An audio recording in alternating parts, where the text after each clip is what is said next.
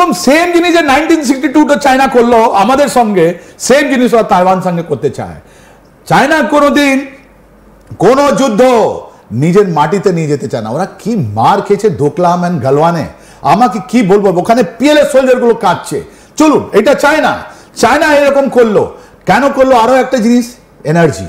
আপনি দেখবেন এখন যতগুলো খাড়ি আছে, আরাবিয়ান সি আছে, ওর আশেপাশে আপনি নিচে ওমান থেকে নিয়ে, আপনি ইউএই থেকে নিয়ে, আপনি যে বাহরিন থেকে নিয়ে, আপনি কুয়েত চলে যান, আপনি সৌদি আরবিয়া চলে যান, আপনি ইরাক চলে যান, আপনি এইদিকে জর্ডান চলে যান, আপনি এইদিকে সিরিয়া, সব জায়গায় আপনার আমেরিকান বেস আছে। সব জায়গায় 40,000 আমেরিকান সোলজার আপনি যদি এখন টাইপ করেন, ওরা আগে থেকে ছিল ওখানে, রাইট? কেন? বিকজ আমেরিকা এই এনার্জিটা আপনার কন্ট্রোল করছে। আগে বলা হতো কোন রাষ্ট্রে যে power flows from the barrel of the gun. Sir, এই আমেরিকার ইস্যুতে আমরা যাব, তবে তার আগে আমার কলিগ তিনি একটি রিপোর্ট তুলে ধরছেন কি কারেন্ট সিচুয়েশন রয়েছে এই ঘটনার পর, এই অ্যাটাকের পর, সেটা দেখাবো আপনাদের। उत्तरी हिस्से में हूँ जहाँ पर आज सुबह हुए हमले के बाद भारी नुकसान हुआ है। आप देख सकते हैं ये जो इलाका है ये उत्तरी तेल अवीव का इलाका है। यहाँ पर बिल्डिंग्स को क्षति पहुँची है। यहाँ पर देखिए किस तरह से ये कांच बिखरा हुआ पड़ा हुआ है, कांच बिखरा है। एटीएम की बिल्डिंग, एटीएम की मशीन्स को यहाँ पर क्षति पहुँची। ये जो बैंक की इमारत थी इस पर एक मिसाइल सैल्वो आके लगा और तमाम ऐसी मिसाइल्स, लगभग 27 मिसाइल्स की यहाँ पर आने की खबर है, जिनमें से पहले 25 और फिर बाद में दोबारा से कुछ और मिसाइल्स आई। आप देखिए यहाँ पर रिस्टोरेशन का काम चल रहा है, पुलिसकर्मी हैं, एम्बुलेंसेज यहाँ पर मौजूद हैं और जो भी टूट फूट हुई है उसको पहले क्लियर किया जा रहा है ताकि जो मूवमेंट्स हैं वो क्लियर रहें। और यहाँ पर आपको ये भी बताएं कि एक तरफ तो ये रेस्टोरेशन हो रहा है, एम्बुलेंसेज से लोगों को ले जाया जा रहा है, दूसरी तरफ ये कोशिश की जा रही है कि जल्द से जल्द फिर से अगर कुछ इस तरह का अलर्ट होता है तो लोगों को कैसे सुरक्षित रखा जाए। तो अब आज 10वें दिन ये कॉन्फ्लिक्ट बड़ा होता हुआ दिखाई दे रहा है और अमेरिका के इसके शामिल होने के बाद इजराइल में इसका गहरा प्रभाव भी दिख रहा है। আপনাদেরকে দেখালাম যে ঠিক কি পরিস্থিতি রয়েছে এই মুহূর্তে তেল আভিভের, সেই পুরো গ্রাউন্ড জিরো রিপোর্টটা আপনাদেরকে দেখালাম। এবং এই মুহূর্তে দাঁড়িয়ে আমেরিকার এই ইনভলভমেন্টটা কিন্তু ভীষণভাবে গুরুত্বপূর্ণ। কিন্তু সেক্ষেত্রে দাঁড়িয়ে একটা জিনিস মাথায় রাখতে হবে যে পাকিস্তানের আসিম মুনির তিনি কিন্তু কিছুদিন আগে ডোনাল্ড ট্রাম্পের সঙ্গে বৈঠক করেছেন, আর তারপরে এই ধরনের ঘটনা ঘটছে। তাহলে কি কোথাও এই পাকিস্তান এবং আমেরিকার মধ্যে কোনো একটা গোপন আঘাত রয়েছে?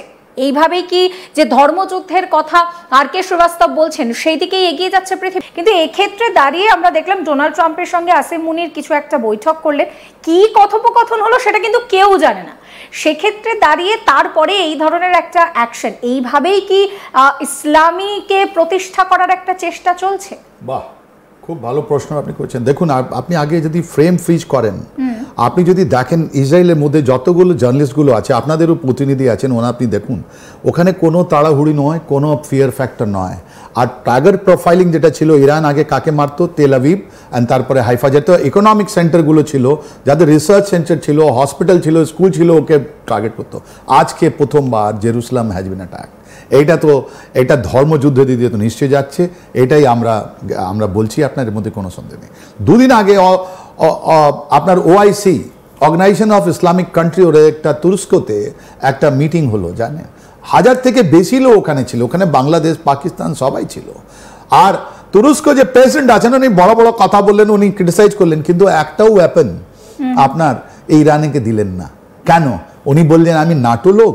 আরে তাহলে তাই ধর্মের মধ্যে আছে, তুমি যদি ধর্মের জন্য তুমি ইসলামিক কান্ট্রিদের তুমি লিডার হতে চলেছো আর তুমি এইদিকে দেবে না? একটা মনে আপনাকে করে দিই, 3টে সাব এথনিক আছে ওখানে, আর ওরা সঙ্গে নেই। ইরানে যদি আপনি ইথনিক প্রোফাইল দেখেন, আপনি যদি প্রোফাইল দেখেন, 3টা আলাদা। একটা যেটা আছে, এটা আছে আপনার ইসলাম আছে প্রিডমিনেন্টলি, ওরা সুন্নি, রাইট? আর একটা আছে কি তুর্ক লোক যারা আছেন, ওরা এটা আলাদা, ওদের মধ্যে ঝড়ঝড়াতে।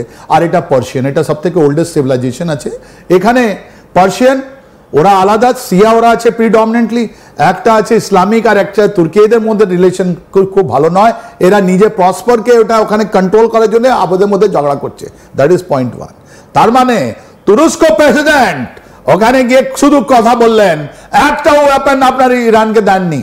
এইটাই মেসেজ আমরা বলছি বাংলাদেশ এন্ড পাকিস্তানকে, যদি তোমাদের ক্ষমতা থাকে এই তুরস্ক প্রেসিডেন্টকে বলো যদি আজকে জঙ্গে চলে আসো ইরানের সঙ্গে, যদি ইসলাম তোমার বিপদে আছে। That is point 1।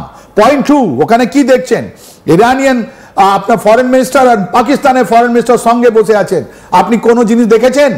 ওরা কোনোদিন বলেছে কি আমাদের যে ফিল্ড মার্শাল মোল্লা মুনির যিনি গিয়ে ওখানে মোস্ট অনার গেস্ট হয়ে বসে আছেন ওটা খারাপ না ভালো? কোনো কমেন্ট করেছেন আপনি? ওরা কেন যাচ্ছে না ইরানের কাছে? উল্টা ইরান বলছে তুমি স্টেটমেন্ট দাও, এরা স্টেটমেন্টও দিচ্ছে না কেন?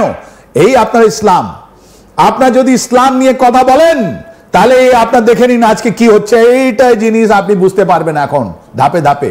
এরা নিজের মধ্যে আপনাকে 3টে জিনিস বললাম, পার্সিয়ান একটা বললেন আপনি, আর এরা যারা ইসলাম আছে ওর মধ্যে ভাগ আছে, অনেকগুলো ভাগ আছে। ওটা আমার ওদের আজকে ডিসকাশনের ব্যাপার নয়। তুর্কি আলাদা ব্যাপার আছে, আপনি ওদের ডিসকাশনের ব্যাপার নয়। তাহলে এইটা জিনিসটা আপনার ধাপে ধাপে ভেঙে পড়েছে। নাও আজকে আমাদের ইসরায়েলের ইন্ডিয়ার মধ্যে অনেকগুলো আমাদের এ আছে, মেল আছে 4 দশক থেকে বেশি, মানে মোর দেন 40 ইয়ার্স। ওটা আমাদের ইউএস প্রেসিডেন্টও বলেছেন গতকাল, আজকে বলেছেন, উনি ইউএস প্রেসিডেন্টও বলেছেন 40 বছর থেকে বেশি ধরে এই কতগুলো দেশ ছিল, রাষ্ট্র আছে যার মধ্যে ইরান এন্ড পাকিস্তান আছে, ওরা কি করেছে জানেন? ওরা একটা সন্ত্রাসবাদকে স্পন্সর করেছে, আর দ্বিতীয় ওরা নিউক্লিয়ার ব্ল্যাকমেইল করেছে। আপনি দেখুন পাকিস্তানকে, যতগুলো আমাদের লোক, ভারতীয় লোক যারা মারা গেছে পহলগাম ইনসিডেন্ট আগে হাজার হাজার লোক মরলো, এটা তো এই পাকিস্তান করলো। তারপরে আমাদেরকে বলা হতো আমার কাছে নিউক্লিয়ার বোমা আছে। সেম জিনিস, যদি সন্ত্রাসবাদের কোনো ধর্ম না হয় তাহলে ইরান কি করলো? আপনি দুদিন আগের আপনি দেখুন না নেতানিয়াহুর message to the French president, উনি কি বললেন? উনি বললেন আমি 7টা ফ্রন্টে লড়ছি, আমি ওইটা আপনার হিজবুল্লাহ দিয়ে, যেটা আপনার লেবাননে আছে, সিরিয়া দিয়ে, আপনার হামাস দিয়ে, আপনার হুতি দিয়ে, আপনি ইরাক দিয়ে, আপনার আবার ইরানিয়ান বম দিয়ে, নিউক্লিয়ার বম, আমাদের অস্তিত্ব থাকবে না। আপনি আমাদের উপরে কি বলছেন? আমি 7 ফ্রন্টে লড়াই যুদ্ধ করছি।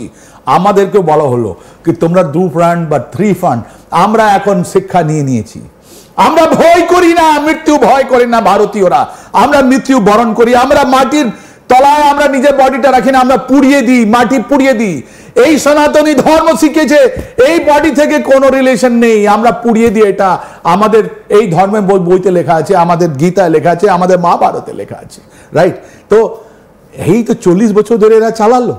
আমরা অপারেশন সিঁদুরে দেখিয়ে দিলাম 10 তারিখে 10 মেতে, যখন ওদের কিনারা হিল, যখন নূর খান কে আমরা অ্যাটাক করলাম, আমরা রাস্তা দেখালাম। আজকে আমেরিকা সেম জিনিস করলো সকালবেলা 3টে জায়গায়, ফরডন, নাঞ্জ আর ইস্পাহানকে গিয়ে ওরা 3 জায়গায় বম মেরে বললো এই নিউক্লিয়ার ব্ল্যাকমেল আমরা শেষ করছি।